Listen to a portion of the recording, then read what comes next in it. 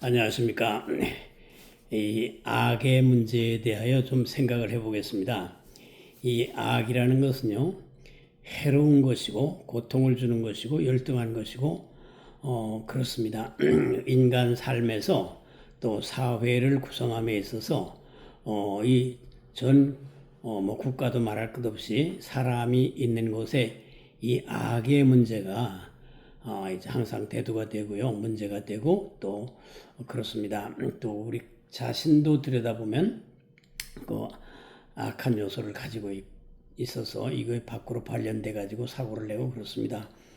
근데 우리 선하신 하나님께서 창조하신 세상에 왜 이 악이라는 게 있나 하는 데 대한 질문은 끝없는 우리의 과제로서 늘 던져지는 질문입니다. 제가 외람 때지만은 그 대학원 졸업할 때 그 논문이 악에 관한 거였습니다. 임마누엘 칸트가 말한 근본 악이라는 게 있는데요. 그걸 가지고 이제 논문을 하고 졸업을 했습니다. 그래서 악에 대해서 좀 이렇게 평소도 생각을 늘 이제 하고 하는 그런 습성이 있는데요.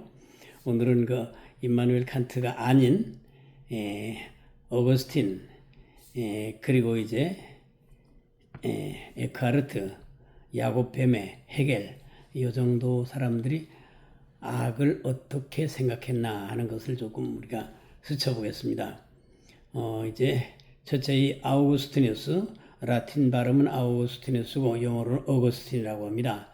이분은 우리 교회사에서 대단히 중요하고 바울 사도로 성경이 다 끝나고 그 이후에 교부 시대를 마감하고 중세를 여는 그런 시대의 5세기의 인물인데요.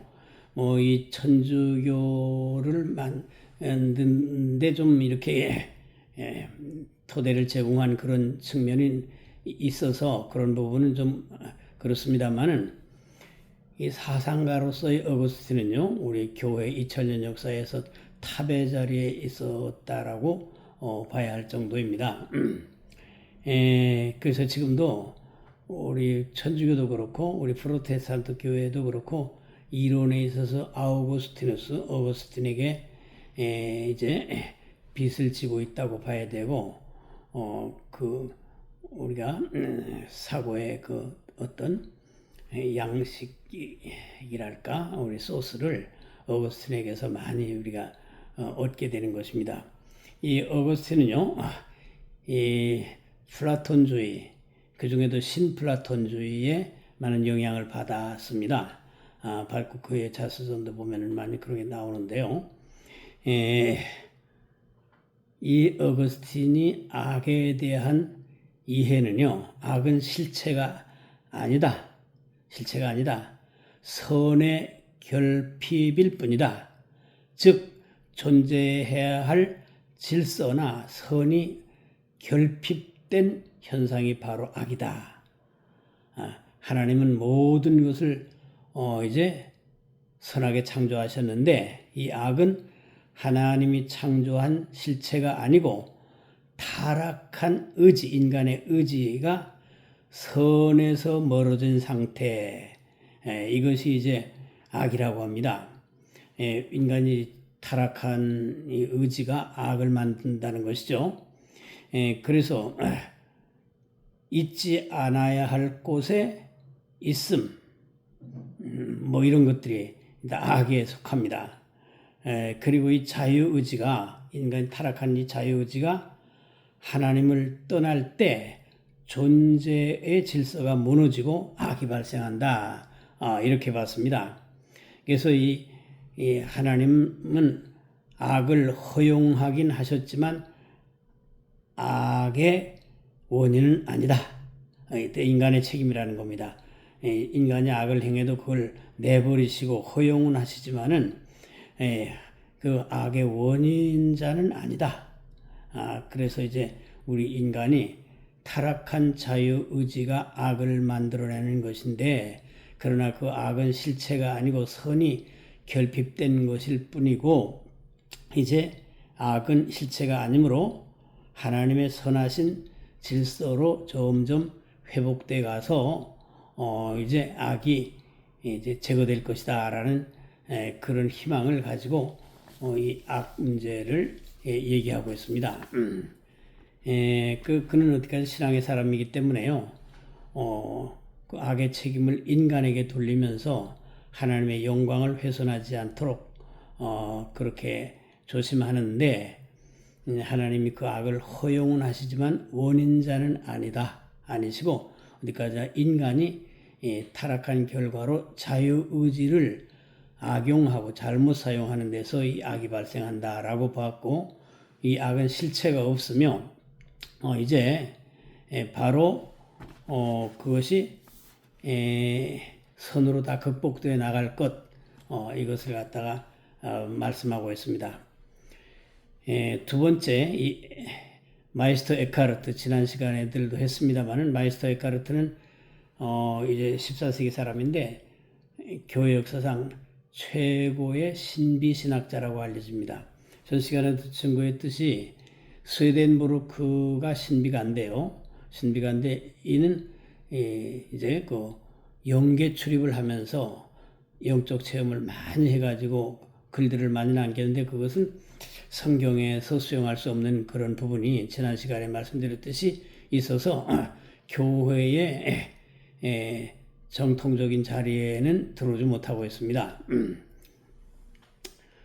근데 이 마이스터 에카르트는요, 이분도 좀 성경에서 볼 때는 조금 좀 왜곡이고 좀 지나치고 또 이제 지나치다고 좀 교회 역사에서 비판도 받고 했습니다만은 좀 참고를 하자면요, 이분은 14세기인데 사람인데 하나님보다 더 근원적인 이제 존재가 신성, 고토 하이트 지난 시간에 말씀드렸듯이 신성이 있는데 모든 존재는 이 신성에서 나와서 다시 그 안으로 돌아가는 것이 이 세계라는 이해를 그는 하고 있습니다. 신성, 신성, 즉 하나님의 그 근원적인 자리 이걸 신성이라고 하는데 여기서 이 만물이 나왔다가 다시 그 안으로 돌아가는 것이 이 세계라 이런 그 인식을 가지고 있습니다. 이분도 악은 실체가 아니다. 하나님으로부터 이탈된 것일 뿐이다. 이탈된 것일 뿐이다. 하나님과 분리된 상태가 즉 악을 만들어내고 있고 인간이 자기를 고집하면서 하나님을 멀리했을 때 하나님과 이탈됐을 때 이 악이 나타난다고 했습니다. 그래서 자기중심성 이 악이 바로 이 자기중심성이라는 에고 이것이 악으로 작용하고 있다.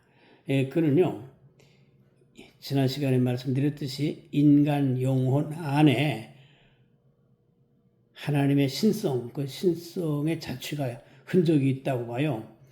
그게 영혼의 불꽃이라고 합니다. 불꽃, 그 영혼의 시면인데 여기는 그 하나님의 자기 흔적을 남겨놓은 것이기 때문에 상당히 신비한 이제 장소이고 그 자체가 상당히 이해하기 어려운 그런 면이 있습니다만 하여간 마이스터 에카르트는 인간 안에 있는 신성, 이 불꽃을 개발한다는 것은 이제 우리 속을 비우는 겁니다. 욕심과 여러 가지 부정적인 사고들 그리고 이제 허탄한 욕망들 이것들을 다 비워가지고 없애면은 이제 그 영혼의 불꽃, 신성의 흔적 이것이 나타나는데 이것이 나타나고 그것이 삶의 중심이 되면 선이고 그러지 못하고 자기 에고, 자기 고집, 자기 일상성에서 방치된 자가 주장할 때 이게 악이 된다고 했습니다. 악이 된다고 했습니다. 그래서 이 참된 자기와 거짓된 자를 구별하는데 거짓 자는 이 에고이고 욕망, 소유, 명예 그리고 여러 가지 부정적인 것들 하나님을 거부하는 거 이런 심리적 자 보고 거짓 자라고 하고요. 이거 우리가 나라고 되는 거 나죠.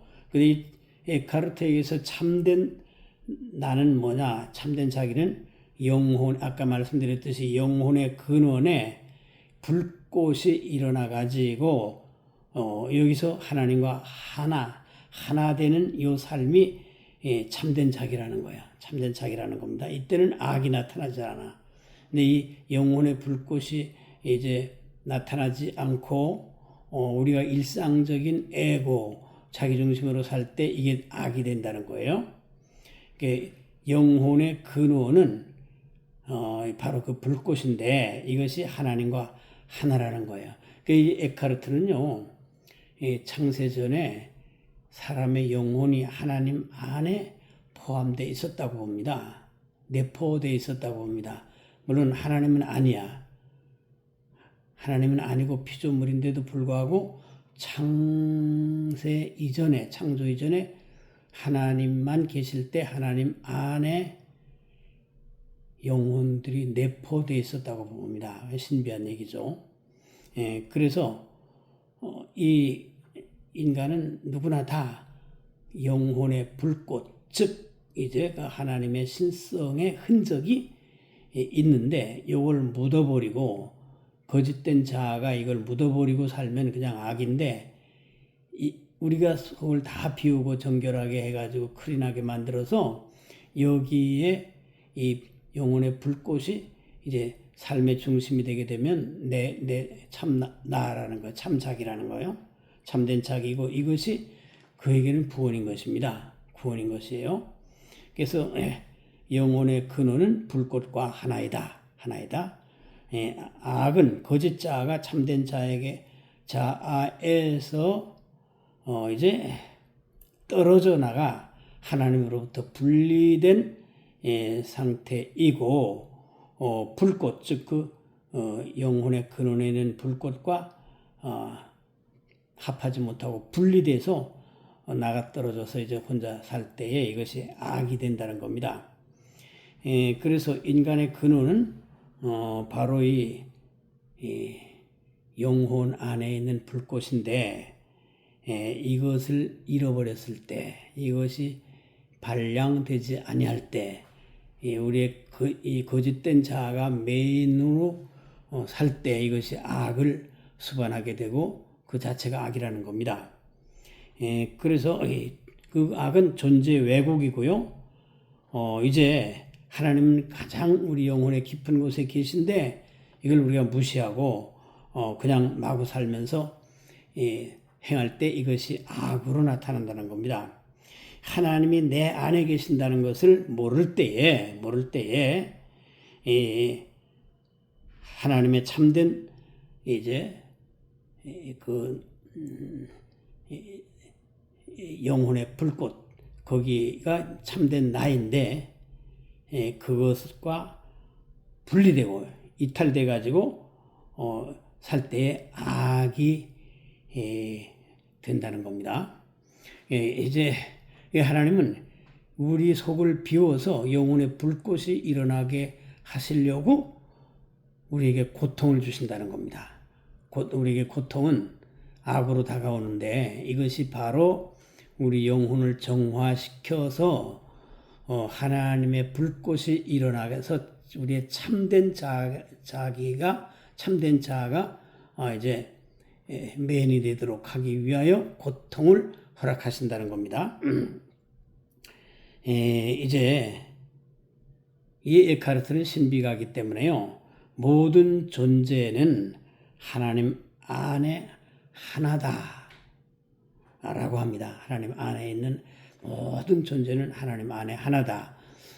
어떻게 보면요, 범신론적 오해를 받을 듯합니다. 이 신비가들은 보통 범신론적 속성을 일부 좀 지닙니다.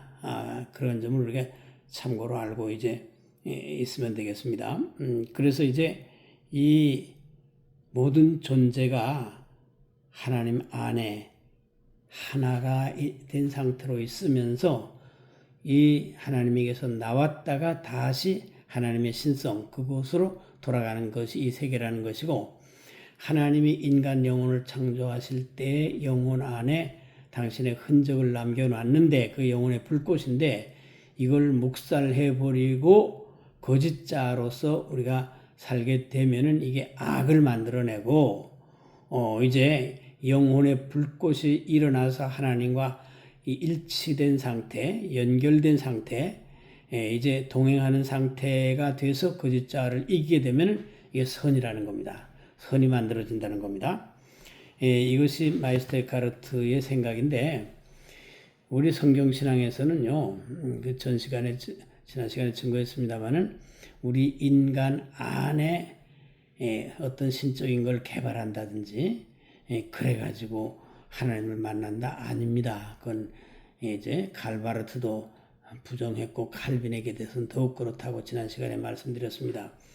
우리가 하나님을 만나는 길은요, 예수 그리스도께서 우리의 구주, 나의 죄를 대속하신 주님으로 믿고 회개하여 영접할 때에 바로 그 성령이 우리 영 안에 계셔가지고 우리를 거듭나게 하시고 우리 안에 내주하십니다. 그래서 성령이 우리 안에 계셔서 삼위일체 하나님을 증거해 주시는 그 은혜가 우리 내면 세계인데 이것은 에카르트가 예수 그리스도의 구속의 은혜와 성령의 인도하심을 전제하지 않고 우리 영혼 안에 있는 불꽃을 찾아내자고 하는 것하고는 우리 성경신앙, 교회신앙하고는 거리가 있습니다.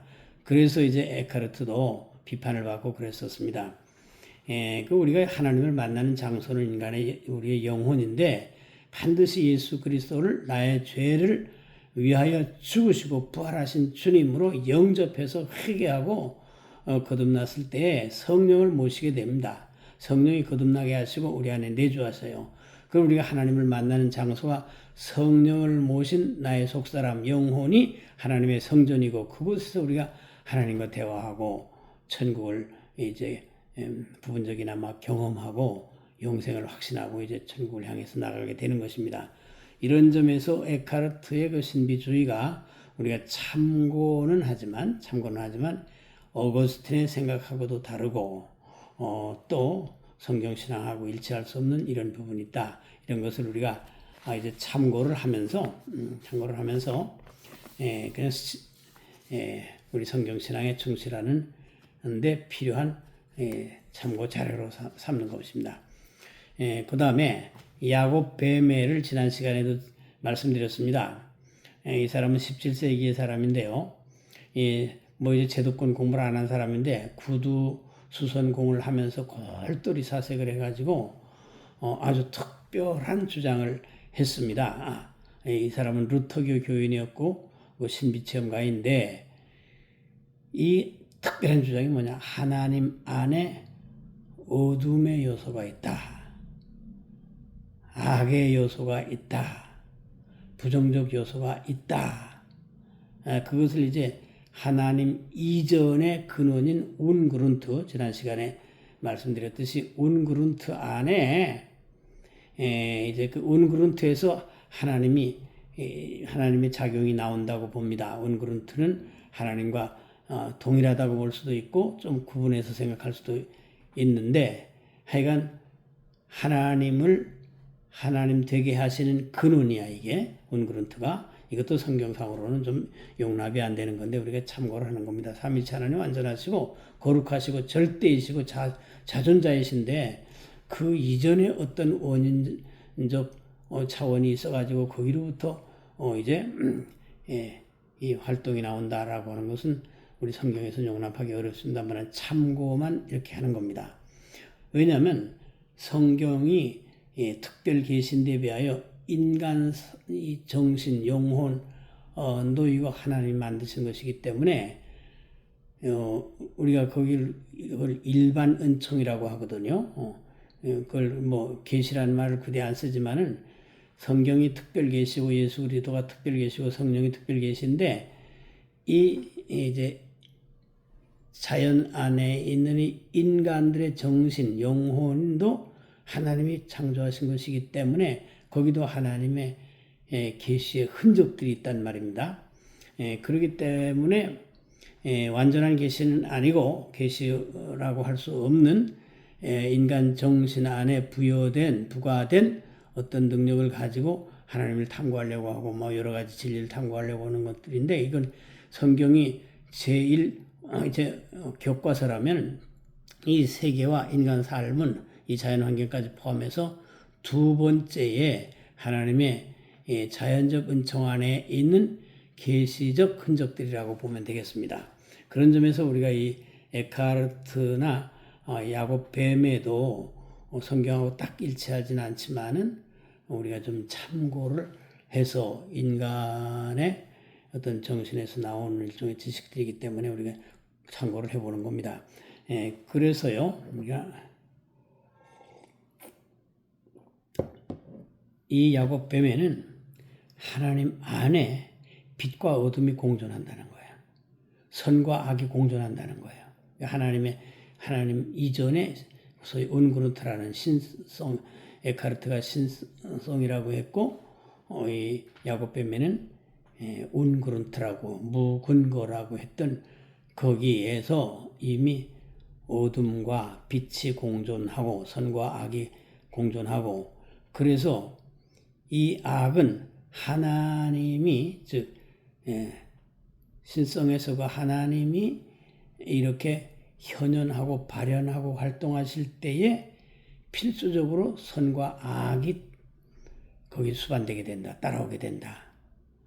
이 선과 악은 하나님의 자기 표현 과정에서 변증법적으로 작용하는 이제 하나의 흐름이다, 이렇게 보는 겁니다. 그래서 옛날에 그런 흔적이 없었던 것은 고대에서 중세에서 없었던 것은 아니지만요, 이 17세기에 와가지고 이 하나님의 신성 안에, 온그룬트 안에 어둠과 악의 요소가 있다라는 것을 급진적으로 말한 이 특별한 사람에 속합니다.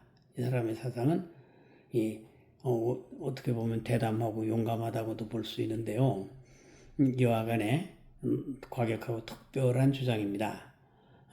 성경에 하나님은 거룩하시고 완전하시고 선하시고 절대 악이나 어떤 죄를 만드시는 분이 아니시고 완전 거룩하신데, 그러면은 이 악이나 죄들을 하나님과 어떤 관계냐, 이렇게 신학에서 질문할 때 그건 허용이라고 말을 합니다. 허용, 내버려 두심, 허용.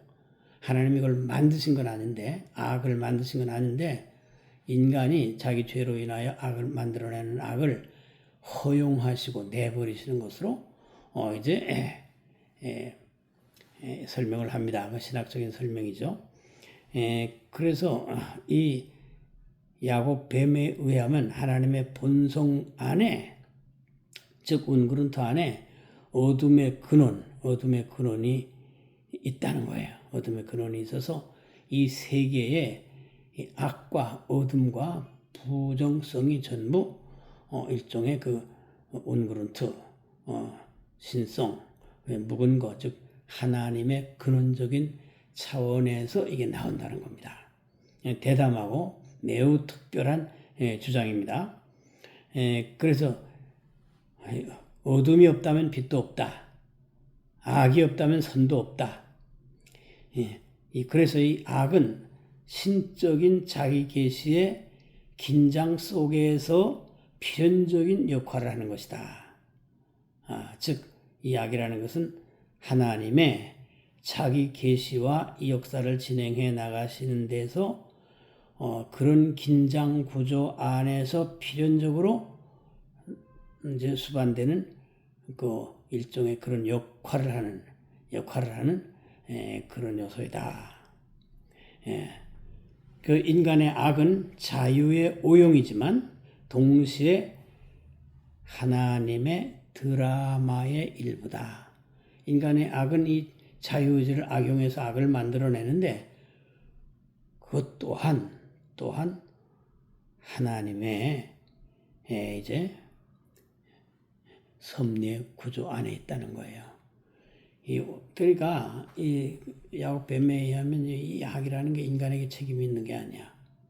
책임이 있는 게 아니고 하나님에게서 하나님의 근원적인 차원에서 이미 악과 어둠과 부정성이 그 안에 있어가지고 이 세계와 인간이 이렇게 만들어졌다는 거기 때문에 그래서 이 야곱뱀매가 이단으로 많이 이제 비판을 받고 그랬거든요. 그 당시에도.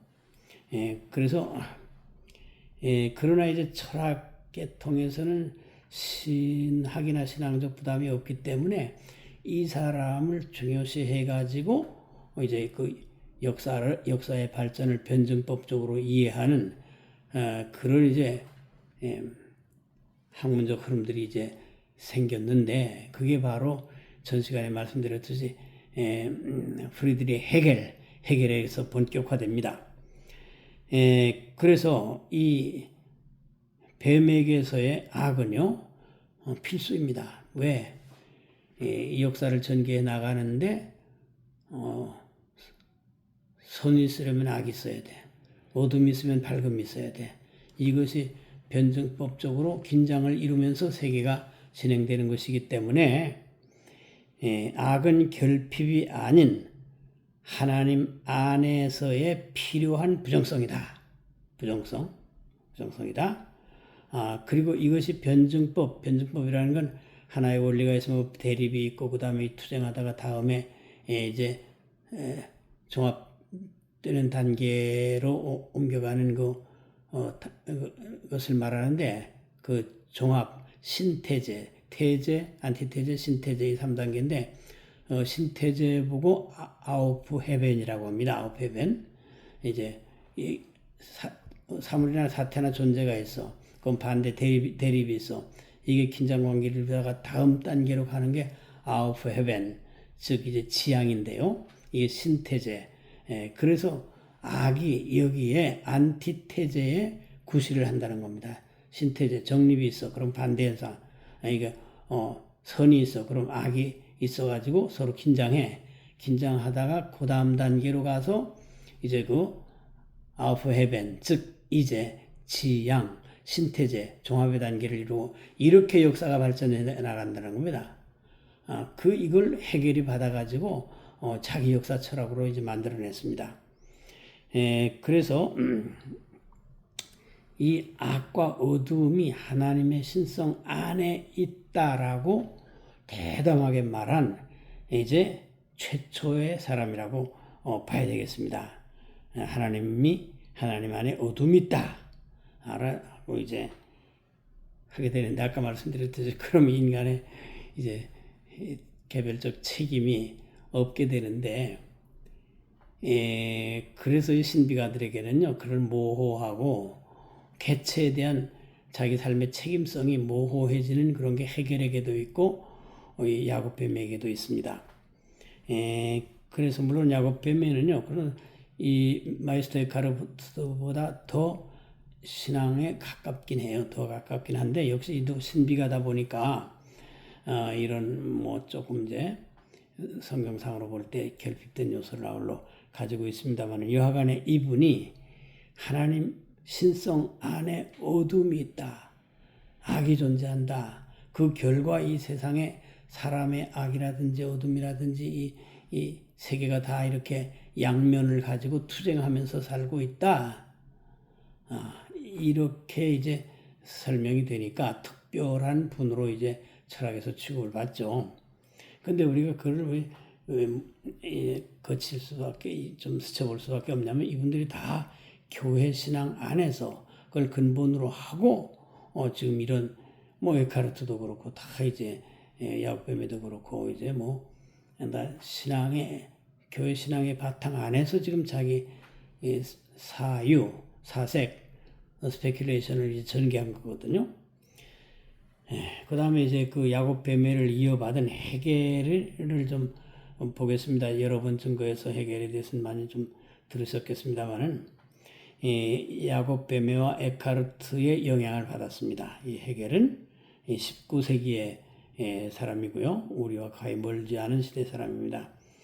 이분은 하나님이 삼일체 하나님의 역사를 이끌고 나가시는 그 섭리와 운영해 나가시는 모든 액션 자체를 절대정신이란 말로 철학적 용어로 바꿔놨습니다. 그래가지고 이 절대 정신이 자기를 전개시켜 나가는 것이 세계 역사인데, 인류 역사인데, 이 절대 정신의 자기 전개 속에서 그는 악의 필요성을 말하는 겁니다. 말하고 그는 야곱뱀의 생각을 이어받은 거예요. 그래가지고 절대 정신은 자기 자신을 알기 위해 부정의 과정을 거친다. 전 시간에 잠깐 언급하다 미뤘습니다만은 해겔의 절대 정신에게서는 우리 신학도가 이해하기 어려운 하나의 표현이 있습니다. 뭐냐면 절대 정신, 우리로 말하면 하나님이라고 할 수밖에 없는데, 하나님이 이제 그냥 이제 계시다가 역사 속에 자기를 전개시켜 나가면서 드디어 자기를 인식해 나간다는 그 특별한 주장이 있습니다. 이건 나중에 좀 상세한 설명이 필요하고, 또 얼른 들어서는 이해가 또 신학도에게는 이해가 안 되는 건데요.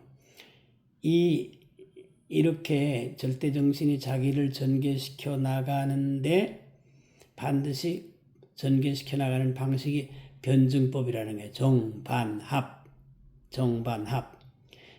그래서 그 아까 말씀드렸듯이 이 합의 단계인 아우프헤벤, 이것이 이제 해겔 철학에서 중요한데, 이건 바로 역사가 선과 악, 어둠과 밝음, 이런 것들이 다 긴장 관계를 이루면서 이제 전개해 나가는데, 해겔은 이 전개가 절대장 정신의 자기 인식이고 자유 추구의 과정이라고 봅니다. 그 묘한 거예요. 우리 신학으로는 좀 이해하기 어려운 그런 건데, 이 부분만 별도로 나중에 한번 좀 설명할 기회를 가지고 있습니다. 여하간에 절대 정신은 자기 자신을 알기 위해 부정의 과정을 거친다. 이거 무슨 우리 성경의 하나님 완전하신 하나님이시고 전지전능하시고 절대자이신데, 이 해겔은 이 절대 정신이 이제 그냥 뭐 좀 부정적으로 말하자면 좀 이렇게 그냥 있는 상태인데, 전지전능하지 않은 상태인데, 자기 주제 파악을 모호하게 하고 있는 상태인데, 역사 전개 과정에서 자기 인식을 하고 그 추구하는 방향이 자유이고, 자유의 완성이 바로 절대지라는 것이고, 그 이제 전개가 하는 과정이 바로 이 변증법이라는 겁니다. 변증법. 이게 바로 이제 야곱뱀에게서 받은 영향이겠습니다. 그래서 이 해겔에서는 악은 정신이 자기 부정적인 힘을 통해 더 높은 자유를 자각하도록 만드는 도구이다. 이제 이 해겔의 역사에 대한 마지막 그 포인트는요, 절대지라는 겁니다. 절대지는 자유의 구현이에요. 이 역사는 자유의 구현을 향해서 나가고 있는데, 이 자유는 무슨 욕망하는 것을 다 이제 마음대로 하고 싶은 그런 이제 자유가 아니고요. 이 절대지, 자유의 완성이 절대지인데, 이것은 외부 의존 없이 자기 자신이 전부인 것을, 스스로 원인자인 것을 자각하는 상태, 이걸 이제 절대지라고 하고도 또 자유의 완성이라고도 하는데, 여하간에 해겔은 요 역사의 목표를 향해서 가는데 악도 필연적인 것이라는 겁니다. 필연적이다. 그래서 선과 악이 대립하고 어둠과 밝음이 대립하고 긴장 관계를 이루면서 변증법적인 이제 운동을 하면서 아우프헤벤, 즉 이제 지양, 즉 신태제, 즉 절대지, 그리고 자유의 완전한 완성, 이걸 향해서 역사가 가고 있다고 하는데, 거기서 이제 악이 필요하다는 필연적인 거라고 합니다. 그래서 전 시간에 먼저 번에도 한번 이제 한참 전에 말씀드린 적이 있습니다만은, 해겔에게는 악이라는 게 없다고 봐야 됩니다. 악이라는 게 없다고 봐야 되고, 해겔의 입장에 선다면 악은 우리 인식 안에만 있는 것이고, 이 모든 사물과 사태는 전부 절대 정신이 하는 것이기 때문에 악도 절대 정신의 역사 전개에서 필연적으로 나타나야 된다는 거야. 그렇기 때문에 우리 인식에서만 악이지 이 세계의 모든 현상과 그리고 사태, 사물은 전부 절대 정신이 하는 것이기 때문에 악이라는 것이 별도로 해결에게서는 다뤄지거나 그럴 필요가 없을 정도의 그런 개념이 됩니다. 그래서 이제 악은 정신이 자기 부정적 힘을 통해 즉 절대 정신이 자기 부정적인 이 힘, 어둠, 이런 걸 더 높은 자유를 자각하도록 만드는 도구로 쓴다. 이 악을 이제 절대치 그리고 완전한 자유의 구현 이 역사의 목표를 향해서 나아가는데 이제 부정적인 도구로 쓰고 있다는 것이 이제 해결의 역사 인식이고 악에 대한 이해입니다. 그렇기 때문에 이건 우리 성경에서 많이 이제 성경을 통하여 이게 비판해야 될 요소이기도 합니다. 해겔이나 이런 신비가들에게서는 아까 말씀드렸듯이 우리 개체의 책임성, 특별히 해겔에게 있어서는 개체의 책임성이 모호해요. 니체도 그렇고요. 다 이제 모호해가지고 얼버무려집니다. 개체의 책임. 우리 성경은 하나님께서 다 행위대로 심판하십니다.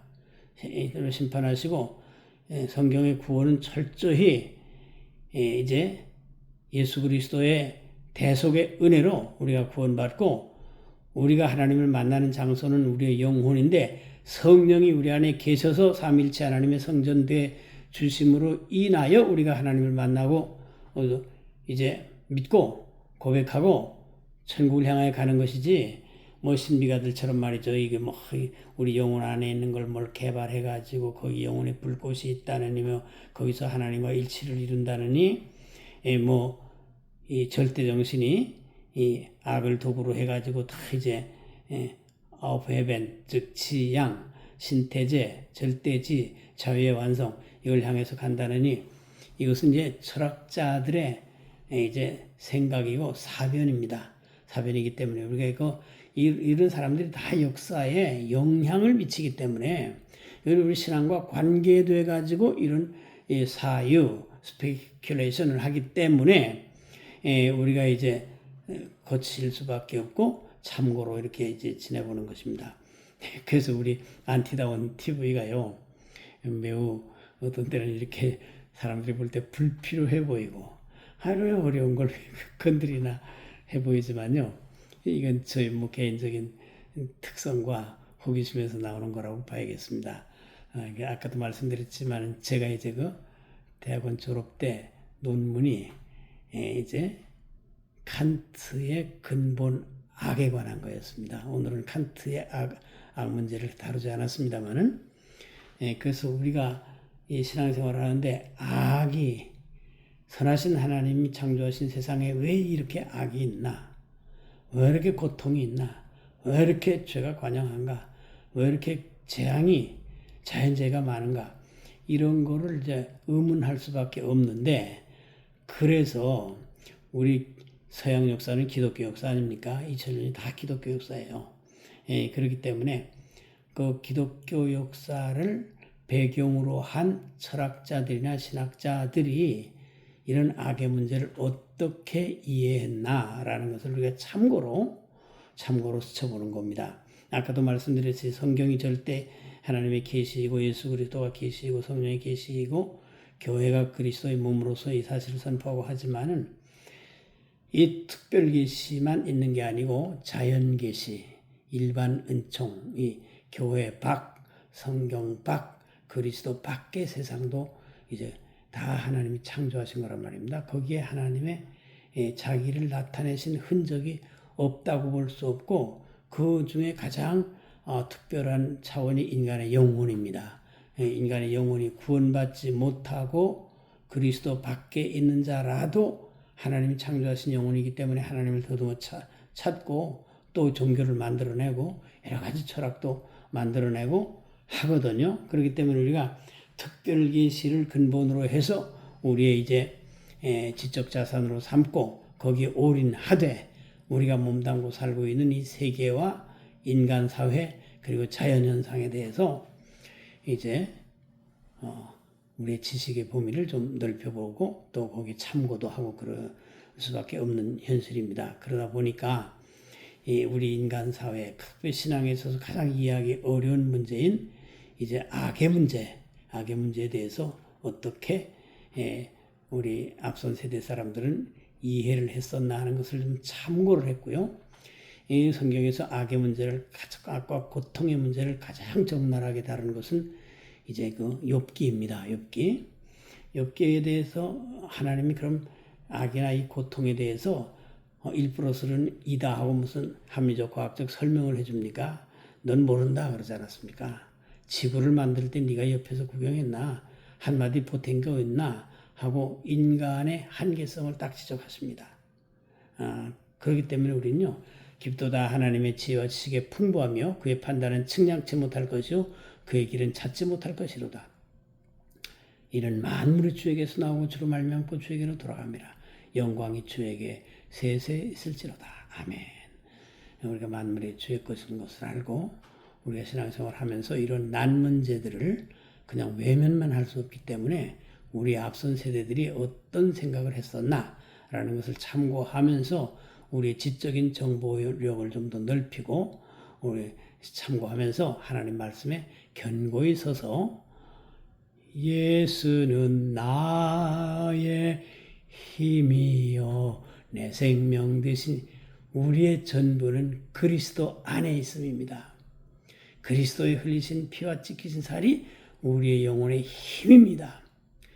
구주 예수 떠나 살면 죄 중에 빠지리. 우리가 하나님을 찾은 게 아닙니다. 하나님이 우리를 만나주시고 찾아주시고 창세전에 택하시고 나를 불러주셨기 때문에 내가 예수님을 구주로 믿게 됐고 성령을 모시게 됐지. 내가 하나님 찾은 거 아니에요. 내가 탐구해서 내 영혼 안에 들어가 보니까 뭐 불꽃이 있더라, 뭐가 있더라, 뭐 하나님과 접점의 요소가 있더라 그러면서 자기를 탐구하는 거 아닙니다. 그런 거는요 지나치면 이방 종교들이 하는 겁니다. 불교에서 불성이 있다고 사람이 이제 부처가 된다고 하는 거하고 뭐가 다르겠습니까? 그렇기 때문에 이 신비가들은 우리가 참고는 하되 우리가 결론은 하나님의 말씀으로 우리의 신앙의 정통적인 선배들이 남겨놓은 그 교리와 신앙의 굳게 입장을 정하고 우리가 이제 매일 발걸음마다 예수 인도하시는 그 은혜 안에서 승리해야 되겠습니다. 웬 말인가 날 위하여 주 돌아가셨나 이 벌레 같은 날 위해 큰 해 받으셨나 그리스도께서 나의 죄를 위하여 죽어주시고 부활하시고 성령을 보내시고 참으로 이제 우리를 천국까지 영생으로 인도하시는 그 은혜 생각하면요. 만입이 내게 있으면 그 입 다 가지고 내 구주 주신 은총을 늘 찬송하겠네. 아멘. 감사합니다. 오늘도 함께해 주심을 감사하고요.